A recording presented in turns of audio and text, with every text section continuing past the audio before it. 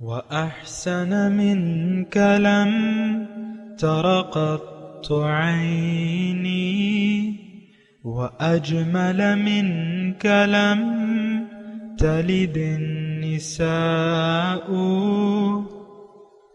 خلقت مبرأ من كل عيب، خلقت مبرأ من كل عيب، كأنك قد خلقت كما تشاء. كتاب أنزلناه إليك مبارك ليدبروا آياته وليتذكر أولو الألباب. یہ کتاب برکت والی ہے جسے ہم نے آپ کی طرف نازل فرمایا ہے تاکہ دانش مند لوگ اس کی آیتوں میں غور و فکر کریں اور نصیحت حاصل کریں۔ اللہم صلی علی سیدنا محمد وعلی آل سیدنا محمد بعدد کل ذرۃ مئۃ الف الف مرۃ۔ سامعین و ناظرین اکرام، السلام علیکم ورحمۃ اللہ وبرکاتہ۔ سامعین اکرام، سورہ اعراف درس نمبر 729، آیت نمبر 188 سے 192۔ آج کا موضوع، کیا ہم عملاً مشرک ہیں؟ اس کے ساتھ آج کے سبق کا آغاز کرتے ہیں۔ سب سے پہلے گزشتہ سبق کا اعادہ ہوگا۔ اعوذ باللہ من الشیطان الرجیم۔ پناہ مانگتا ہوں میں اللہ کی شیطان مردود سے۔ بسم اللہ الرحمن الرحیم۔ شروع اللہ کے نام سے جو بڑا مہربان نہایت رحم والا ہے۔ یسألونک عن الساعة ایان مرساها قل انما علمها عند ربی لا يجلیها لوقتها الا هو ثقلت في السماوات والأرض لا تأتيكم إلا بغتة يسألونك كأنك حفي عنها قل إنما علمها عند الله ولكن أكثر الناس لا يعلمون۔ یہ لوگ تم سے قیامت کے بارے میں پوچھتے ہیں کہ اس کے واقع ہونے کا وقت کب ہے۔ کہہ دو کہ اس کا علم تو میرے پروردگار ہی کو ہے، وہی اسے اس کے وقت پر ظاہر کر دے گا۔ وہ آسمان اور زمین میں ایک بھاری بات ہوگی اور ناگہاں تم پر آ جائے گی۔ یہ تم سے اس طرح دریافت کرتے ہیں کہ گویا تم اس سے بخوبی واقف ہو۔ کہو کہ اس کا علم تو خدا ہی کو ہے، لیکن اکثر لوگ یہ نہیں جانتے۔ سامعین کرام، سورہ اعراف آیت نمبر 188، لفظی ترجمہ، قل لا املک لنفسی نفعا ولا ضرا۔ آپ کہہ دیجئے کہ میں اپنی ذات کے لیے کسی نفع اور نقصان کا خود مالک نہیں ہوں، الا ماشاء اللہ، مگر جس قدر اللہ تعالی چاہے۔ ولو کنت اعلم الغیب، اور اگر میں غیب جانتا، لستکثرت من الخیر، تو میں بہت سی بھلائی خود حاصل کر لیتا۔ وما مسنی السوء، اور مجھے کوئی سختی یعنی برائی نہ پہنچتی۔ ان انا الا نذیر و بشیر، میں تو ڈرانے والا ہوں صرف اور خوشخبری دینے والا ہوں جو لوگ یقین رکھتے ہیں، جو ایمان رکھتے ہیں۔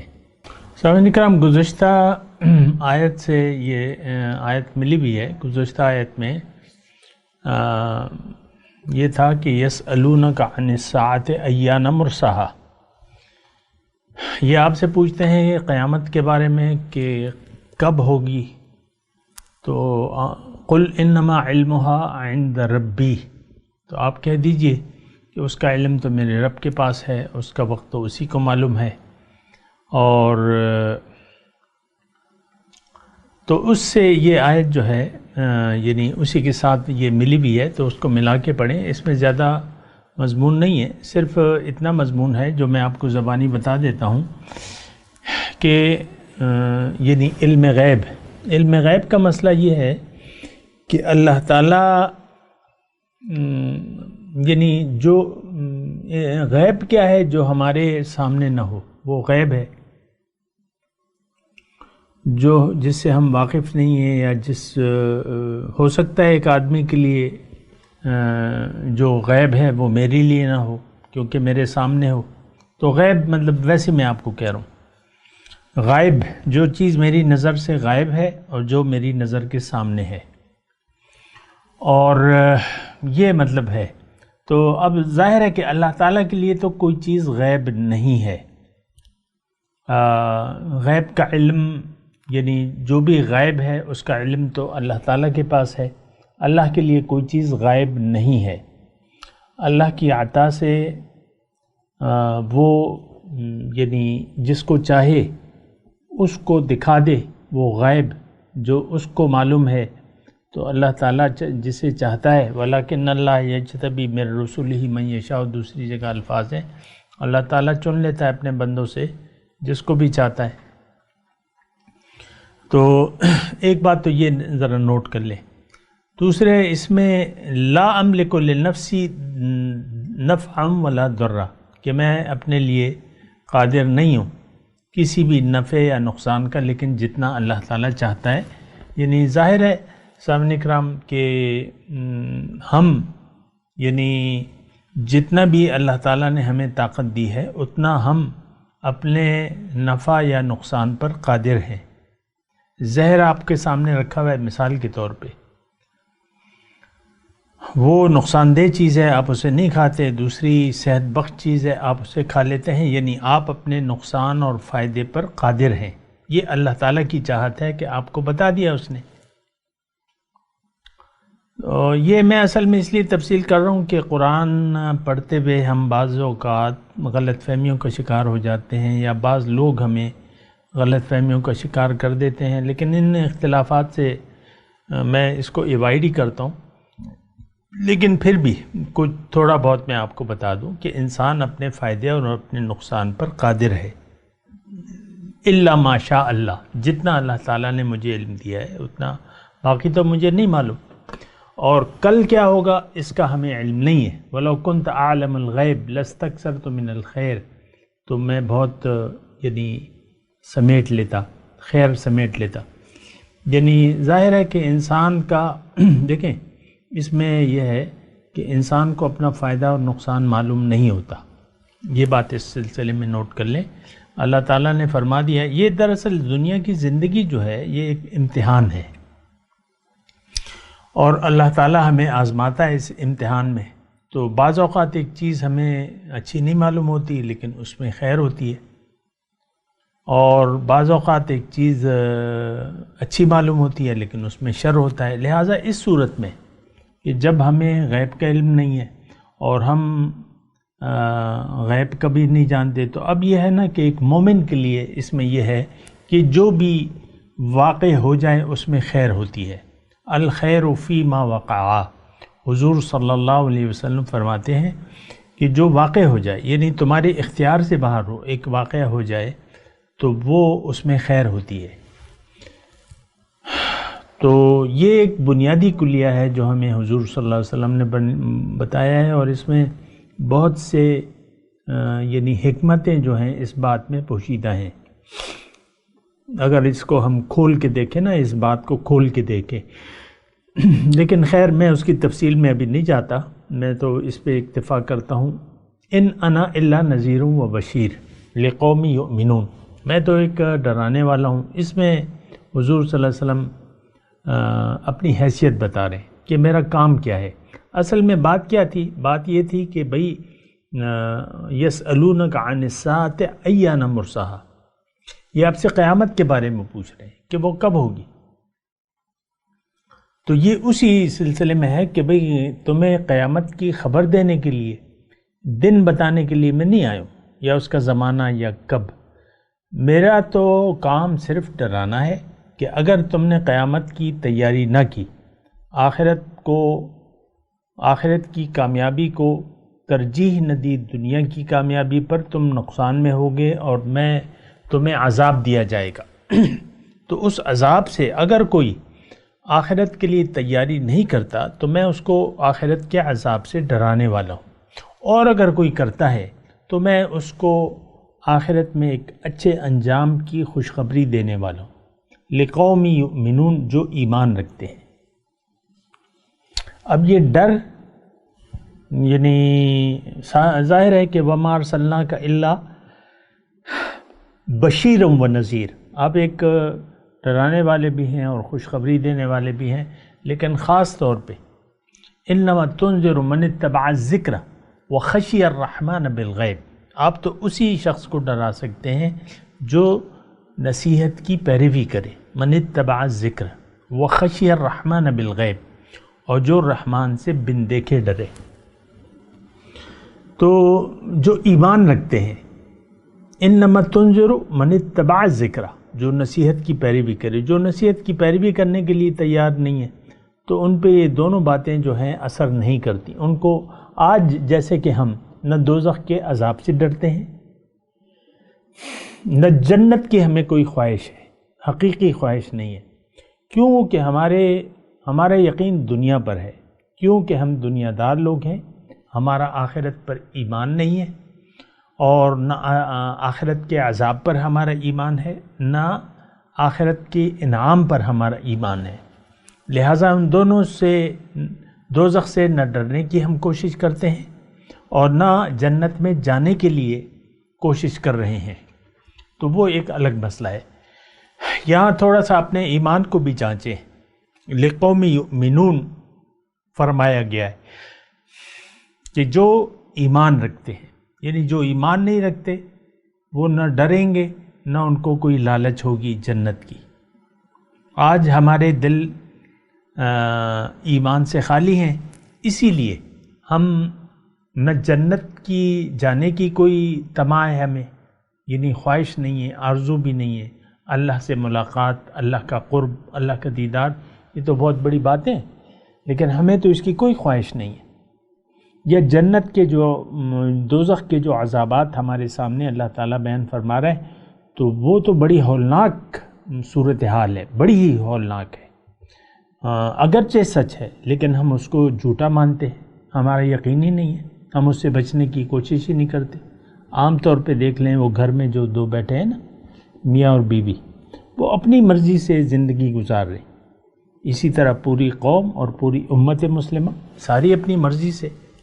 تو ایمان سے تو ہمارے دل خالی ہیں، اس بات پہ ذرا نوٹ کر لیں۔ اچھا، اب مضمون جو ہے، پہلے میں آپ کو یہ آیت کا ترجمہ پڑھ دوں۔ وَالَّذِي خَلَقَكُم مِّن نَفْسٍ وَاحِدَةٍ، اللہ تعالیٰ وہ ذات ہے جس نے تمہیں پیدا کیا ہے ایک نفس سے، وَجَعَلَ مِنْهَا زَوْجَهَا، اور اسی سے اس کا جوڑا بنایا، لِيَسْكُنَ إِلَيْهَا، تاکہ وہ اس سے سکون حاصل کرے۔ فلما تغشاها، جب اس نے مرد نے عورت کو ڈھانک لیا، حملت حملا خفیفا، تو ایک خفیف سا حمل ہو گیا اسے، فمرت بے، وہ چلتی رہی، کام کاج کرتی رہی، فلما اثقلت، جب بھاری ہو گیا وہ حمل اور آثار نمایاں ہو گئے، دعوا اللہ ربہما، انہوں نے اللہ سے دعا کی، لئن اتیتنا صالحا، اگر آپ ہمیں صحیح سالم اولاد دے دی اے اللہ، لنکونن من الشاکرین، تو ہم ضرور شکر گزار ہوں گے۔ فلما آتاہما صالحا، پھر جب اللہ تعالیٰ نے ان کو صحیح سالم اولاد دے دی، جعل لہ شرکا فیما آتاہما، تو جو اللہ تعالیٰ نے ان کو دیا تھا تو وہ دونوں اللہ تعالیٰ کا شریک بنانے لگے۔ فتعالی اللہ عما یشرکون، سو اللہ تعالیٰ ان کے شرک سے پاک ہے۔ ایشرکون ما لا یخلق شیئا، خیر اس پہ انشاءاللہ بات کرتے ہیں، لیکن میں آپ کو پہلے بتا دوں کہ یہ سورہ اعراف جو ہے بنیادی طور پہ یعنی توحید کے مضامین پر مشتمل ہے تمام صورت تقریباً، یعنی توحید کی بنیاد پر جو بھی ہماری خرابیاں ہیں یا جو ہماری اعمال کی درستگی ہو سکتی ہے وہ اللہ تعالی ہمیں بتا رہا ہے۔ اس زیر نظر آیت میں بھی ایسے ہی ہے کہ ہم یعنی خالق بھی اللہ تعالیٰ کو مانتے ہیں اور اپنے کاموں کو سنوارنے والا بھی مانتے ہیں۔ اس آیت میں یعنی ایسا کہا گیا ہے کہ اولاد کی نعمت جب انسان کو ملنے والی ہوتی ہے تو وہ اللہ تعالیٰ اللہ سے دعائیں مانگتا ہے کہ اللہ تعالیٰ یہ ہمیں اولاد تندرست و توانا مطلب صحیح سالم دے دے۔ لیکن جب وہ ہو جاتا ہے ایسا صحیح سالم بچہ ہو جاتا ہے تو آپ اللہ تعالیٰ کو بھول جاتے ہیں۔ یعنی دیکھیں اس میں بنیادی طور پہ مضمون یہ ہے کہ توحید میں انسان کی نجات ہے۔ اب آپ کسی کام میں صرف اللہ کو پکارتے ہیں اور جب وہ کام ہو جائے پھر اللہ کو چھوڑ کے دیگر کو پکارنے لگتے ہیں تو یہ بات اللہ تعالیٰ فرمانے کہ صحیح نہیں ہے۔ پھر آپ شریک بنانے لگتے ہیں میرے، یعنی کبھی آپ مجھے پکارتے ہیں اور جب کام ہو جاتا ہے تو پھر مشرکانہ زندگی گزارتے رہتے ہیں۔ دیکھیں یہ مشرکانہ روش جو ہے یہ ایک روش ہے جو اللہ تعالیٰ کو پسند نہیں ہے۔ اللہ تعالیٰ فرماتا ہے کہ فاعبد اللہ مخلصا لہ الدین۔ بنیادی طور پہ یہ بات نوٹ کر لیں کہ اللہ تعالیٰ ہمارے ہی بھلے میں ہمیں یہ حکم دیتا ہے کہ اللہ کی بندگی کرو اور طرز زندگی اللہ تعالیٰ کے لیے خالص کر لو، طرز زندگی اللہ کے لیے خالص کر لو۔ لیکن ہم مسلمان زندگی اللہ کے لیے خالص کرنے کے لیے تیار نہیں ہے۔ ہم نے خالص کی بھی ہے زندگی دنیا کے لیے، دنیا دنیا اور دنیا، دنیا ہی کو ہم پکارتے رہتے ہیں زبان سے نہیں۔ وہ یعنی ویسے تو آپ نے انگوٹھیاں پہنی ہوتی ہیں نا، قسم قسم کی تسبیحات آ گئی ہیں، انگوٹھی آ گئی ہے، پھر کیا آ گیا، پھر کیا آ گیا۔ زبان پہ تو آپ کے اللہ اللہ ہوتا ہے لیکن دل میں آپ کے دنیا دنیا ہوتی ہے۔ یعنی ہم دیکھیں زبان حال سے دنیا کے طالب ہیں، اور یہ سورہ اعراف کے تمام مضامین آپ نے غور کیا ہوگا کہ توحید پر مشتمل ہے۔ ایک اللہ کی بندگی میں انسان کی نجات ہے، دنیا اور آخرت کی کامیابی ہے ایک اللہ کی بندگی میں۔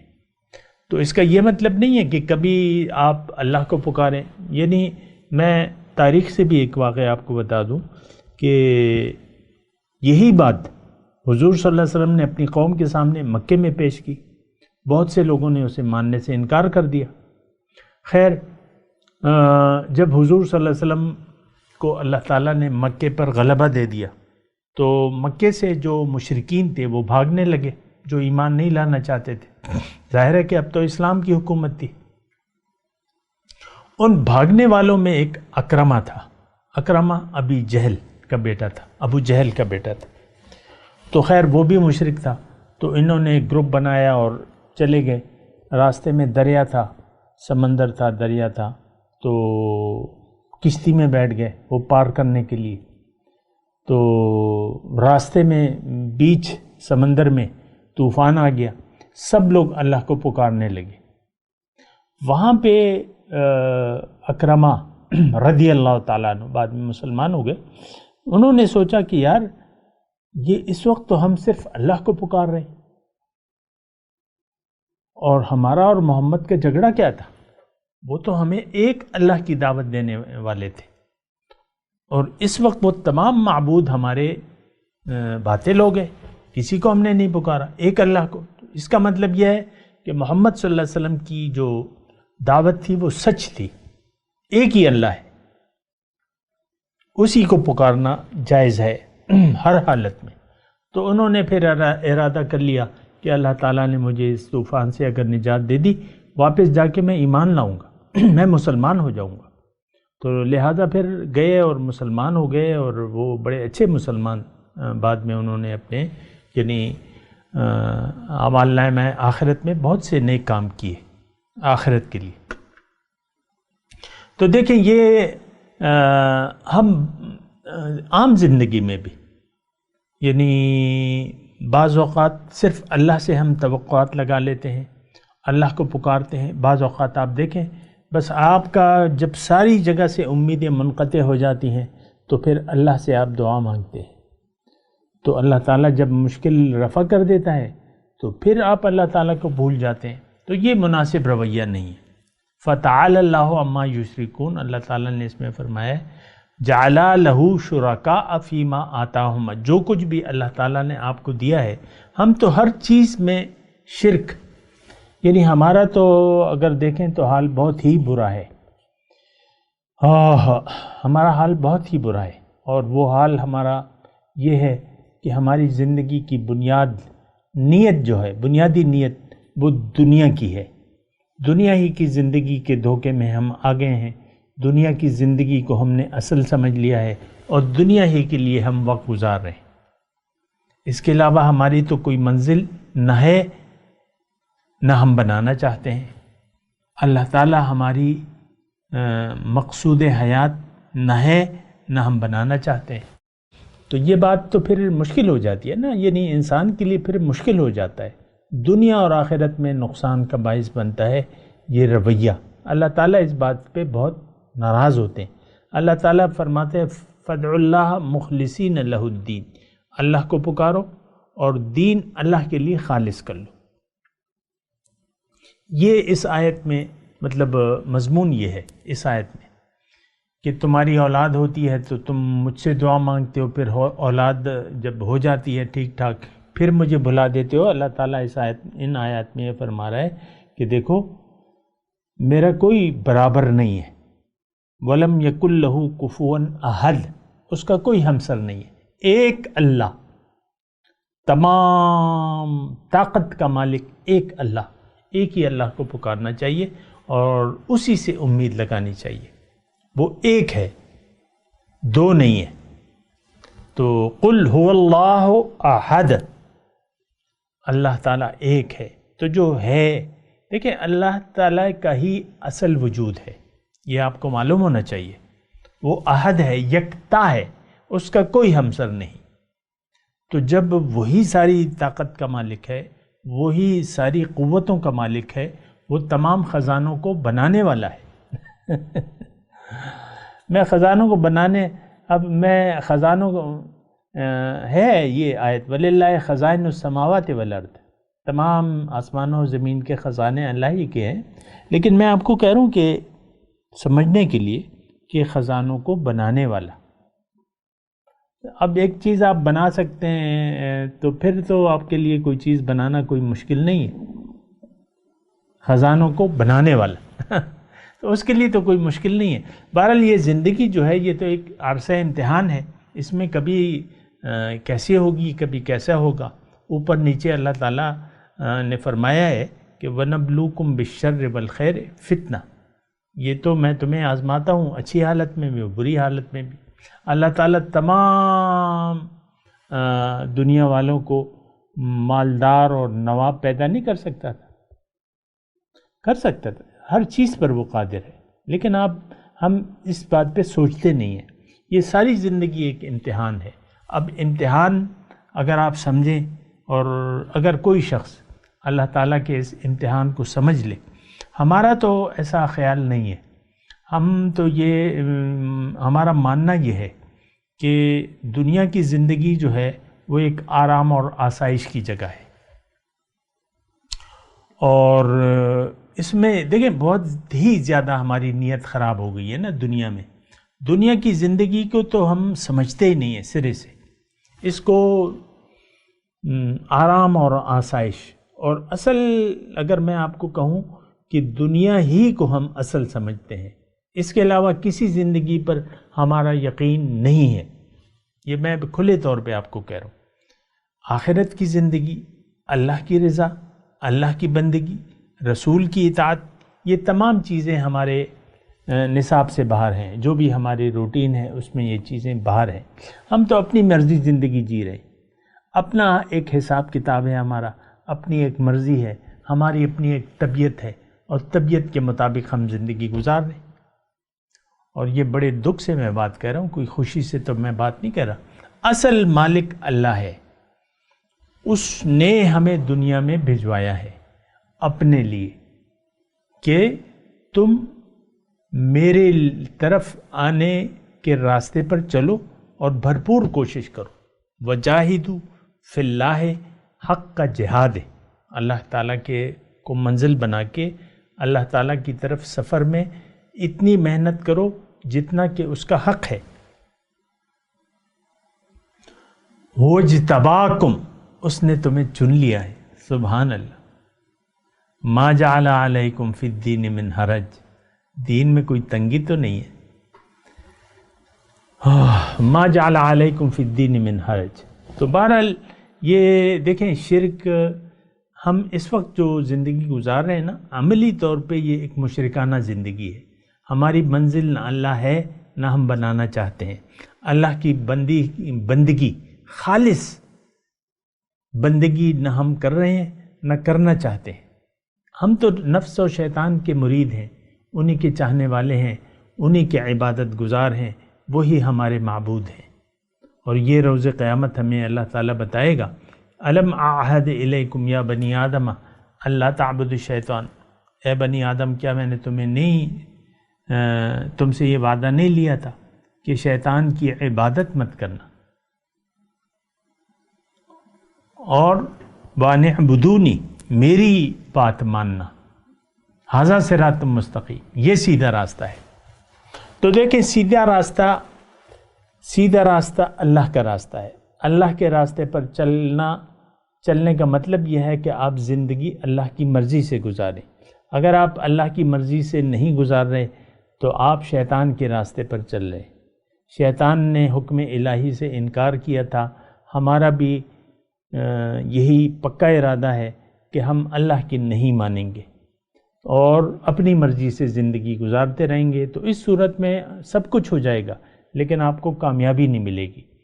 دنیا میں آپ کی زندگی آپ پر جہنم بنے گی، یعنی قدرتی طور پہ آپ پریشان رہیں گے اور غیر اطمینان پریشانی والی زندگی گزاریں گے۔ تو بہرحال یہ چند باتیں تھی جو میں نے آپ سے کہی ہیں۔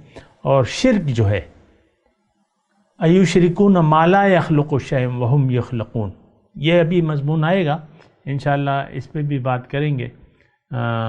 تھوڑی سی بات کر لیتے ہیں۔ ایشرکون ما لا یخلق شیئا، کیا یہ لوگ شریک کرتے ہیں اللہ کے ساتھ ان ہستیوں کو جنہوں نے کچھ پیدا نہیں کیا، وہم یخلقون، حالانکہ وہ خود پیدا شدہ ہیں۔ اور یہ آپ کو معلوم ہے کہ ہمارے اس وقت بتان جو ہیں، بت جو ہیں، وہ ظاہر ہے، مادہ ہے، اور مادہ تو خود پیدا شدہ ہے، انہوں نے تو کسی کو بنایا نہیں ہے، یہ خود بنائے گئے ہیں۔ تو جو مخلوق ہے، مخلوق سے مانگے، یعنی یہ ایسے ہی ہے کہ ایک فقیر ہے، وہ دوسرے فقیر سے جا کے کچھ خیرات مانگنے لگے، وہ خود ہی یعنی وہ ہے، اس کے پاس خود ہی کچھ نہیں ہے، اس نے خود ہی ہاتھ پھیلائے ہوئے، تو تمہیں کیا دے گا؟ تو یہ اس طرح ہے کہ ایک فقیر سے مانگے۔ دنیا والوں سے امید رکھنا اور ان سے طمع کرنا، یہ تو بہت بڑی غلطی ہے، کیونکہ وہ تو یعنی کچھ مالک نہیں ہے کسی چیز کے، کسی چیز کو تو انہوں نے پیدا نہیں کیا ہے۔ وَلَا يَسْتَطِيعُونَ لَهُمْ نَصْرًا وَلَا أَنفُسَهُمْ يَنْصُرُونَ، اور وہ طاقت نہیں رکھتے تمہاری امداد کی، نہ اپنی امداد کی۔ بہرحال میں تلاوت کرتا ہوں، میرے ساتھ دہرائیے۔ اعوذ باللہ من الشیطان الرجیم، بسم اللہ الرحمن الرحیم۔ ترجمہ سنا دیں۔ قل لا املک لنفسی نفعا ولا ضرا، آپ کہہ دیجئے کہ میں اپنی ذات کے لیے بھی کسی نفع و نقصان پہ قادر نہیں ہوں، الا ماشاء اللہ، لیکن جو اللہ چاہے۔ وَلَوْ كُنْتَ أَعْلَمُ الْغَيْبِ، اور اگر غیب کی بات میں جان سکتا لستکثرت من الخیر، تو بہت کچھ بلائیاں حاصل کر لیتا. وما مسنی السوء، مجھے تکلیف نہ پہنچتی. ان انا الا نذیر و بشیر لقوم یؤمنون، میں تو محض ڈرانے والا ہوں اور خوشخبری دینے والا ہوں ان لوگوں کو جو یقین رکھتے ہیں. والذی خلقکم من نفس واحدہ، وہی ذات ہے اکیلی جس نے تمہیں پیدا کیا ہے ایک جان سے. وجعل منہا زوجہا، اسی سے اس کا جوڑ بنایا. لیسکن الیہا، تاکہ اس سے آرام پائے. فلما تغشاہا، جب وہ اس پر چھایا. حملت حملا خفیفا، تو اس کو ہلکا سا حمل ہو گیا عورت کو. فمرت بہ، وہ اسے لیے پھرتی رہی. فلما اثقلت، جب وہ بوجھل ہو گئی. دعوا اللہ ربہما، تب دونوں میاں بیوی نے اللہ سے دعا مانگی. لئن آتیتنا صالحا، اگر آپ نے ہمیں صحیح سالم اولاد دے دی. لنکونن من الشاکرین، تو ہم شکر گزاروں میں سے ہو جائیں گے. فلما آتاہما صالحا، جب اللہ تعالیٰ نے ان کو صحیح سالم اولاد دی. جعل لہ شرکاء فیما آتاہما، تو وہ دونوں اللہ تعالیٰ کا پھر شریک بنانے لگے اللہ کی دی ہوئی چیزوں میں. فیما آتاہما، فتعالی اللہ عما یشرکون، سو اللہ ان کے شرک سے پاک ہے. ایشرکون ما لا یخلق شیئا وہم یخلقون، کیا وہ ایسوں کو شریک بناتے ہیں جو کچھ بھی نہیں بنا سکتے. وہم یخلقون، اور وہ خود بنائے ہوئے ہیں. ولا یستطیعون لہم نصرا، نہ وہ ان کی مدد کر سکتے ہیں. ولا انفسہم ینصرون، اور نہ اپنی مدد کر سکتے ہیں. اب ان آیت کی تلاوت اور ترجمہ. اعوذ باللہ من الشیطان الرجیم،